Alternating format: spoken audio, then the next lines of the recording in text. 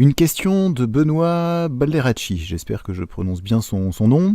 Bien curieux de connaître votre point de vue sur la générosité avec laquelle les comptes de campagne de Mélenchon ont été validés. Pas de soucis pour les vôtres en passant ? Alors, nous sommes en ce moment en cours les comptes ont été déposés, ont été examinés, étudiés par la Commission nationale des comptes de campagne et des financements des partis politiques. Donc, s'agissant des comptes de M. Mélenchon, j'ai vu en effet dans la presse s'est fait l'écho de ce que une des personnes membres de la CNCCFP aurait claqué la porte, aurait démissionné, n'étant pas d'accord sur la clémence dont auraient bénéficié les comptes. Moi, je n'y connais rien. J'attends de voir les résultats qui vont être publiés par la CNCCFP pour me faire une opinion. Moi, je suis comme tout le monde. J'ai lu les articles de journaux. Je n'ai pas spécialement envie de les commenter puisque je parlerai en méconnaissance de cause. Je ne sais pas quel est le fond du dossier. Il y a une cloison tout à fait étanche entre les candidats. J'en profite pour le souligner. Chaque candidat avait son propre expert comptable, ses propres commissaires aux comptes, son propre un comptable spécifique. Nous avions un comptable spécifique pour la gestion des comptes de la présidentielle. Donc lui, son métier, c'était, il a été rémunéré pour cela par nous, c'est-à-dire par les adhérents et cotisants de l'UPR. Donc il a fait son métier, mais on ne sait pas ce qu'ont fait les autres. Voilà. Et on a eu quelques échos par son intermédiaire de réunions où il y a eu les différents experts comptables des différents candidats. Donc on a su quelques éléments comme ça, épars, divers et variés, mais on ne connaît pas du tout le détail, on ne sait pas du tout ce qu'a décidé la Commission nationale pour les autres candidats. On va voir. Alors s'agissant de nos comptes à nous, ça s'est bien passé.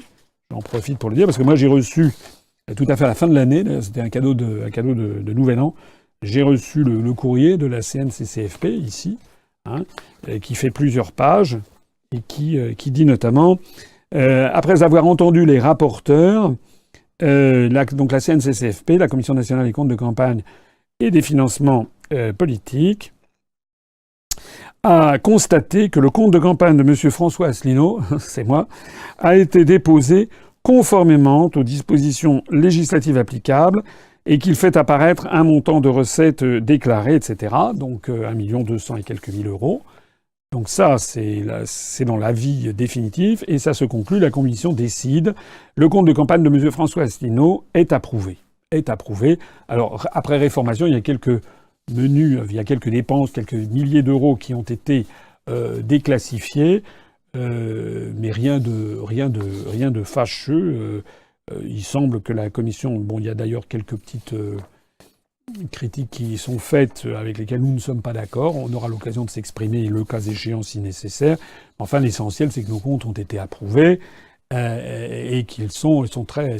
Nous sommes très satisfaits. Voilà. On a d'ailleurs, j'en profite pour signaler, que les personnes de la CNCCFP ont été quand même très, très, très incisives. Ils nous ont envoyé des dizaines et des dizaines de questions pour demander des points virgules. J'en profite pour remercier à la fois notre cabinet d'experts comptables spécifiques, nos commissariats aux comptes, pour remercier également Benjamin Nard, qui va rougir de plaisir à l'idée que je le mentionne, et Catherine Gargasson, parce qu'ils ont eu un travail tout à fait colossal. Vous n'imaginez pas ce qui s'est passé. C'est-à-dire, ça a duré des mois. Il a fallu produire, à la demande constante de la CNCCFP, des factures parfois pour 80 euros. Parce que là, vous aviez fait un pot, donc il y avait des curlis et des cacahuètes. Donc est-ce qu'on peut avoir la facture des curlis et des cacahuètes? Alors, c'est vraiment pour vous dire à quel point c'est quand même suivi très très minutieusement.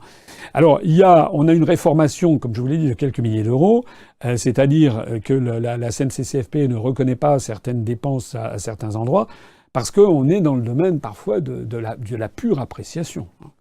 Normalement, il faut imputer dans les comptes de campagne des comptes qui ont été de 1 an avant le premier tour, mais avec une clé de répartition en fonction des événements. Donc je vous demande, là, tout ça en est un peu dans le doigt mouillé. En attendant, soyez rassurés, l'UPR sort la tête haute de cette épreuve. D'après les rumeurs, effectivement, il y aurait peut-être des candidats avec lesquels ça serait pas mal, que ça serait pas si bien passé que ça. Et en attendant de voir, pour nous, nos comptes ont été validés.